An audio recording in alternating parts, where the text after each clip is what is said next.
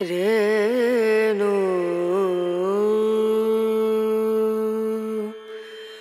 রেণা। আজকে আপনাদের নিয়ে এসেছি কালিম্পংয়ের বুকে ইতিহাসে ঘেরা এক অনন্য ঠিকানা ভুটান রাজার বাড়ি। এটা শুধু একটা প্রাসাদ নয়, বরং শতবর্ষের বেশি পুরানো স্মৃতি আর রাজকীয় ঐতিহ্যের সাক্ষী। ভুটানের তৎকালীন রাজা ও তার পরিবার এই বাড়িটি তৈরি করেছিলেন, যা একসময় তিব্বতের সাথে গুরুত্বপূর্ণ সম্পর্কের কেন্দ্র হয়ে উঠেছিল। এই প্রাসাদে থাকার অভিজ্ঞতা যেন আপনাকে নিয়ে যাবে সময়ের স্রোতে উল্টো দিকে, যেখানে রাজকীয় অভিজ্ঞতা আর শান্ত পরিবেশ একসাথে মিলেমিশে যাবে। আপনাদের রুমে এই দিক দিয়েও ধোয়া, এই দরজাটা খোলো, এই দরজাটা খুললেই দেখতে পাবেন একটা সুবিশাল বারান্দা। এই বারান্দার ওদিক দিয়েও অ্যাক্সেস হবে, এদিক দিয়েও অ্যাক্সেস করা যাবে।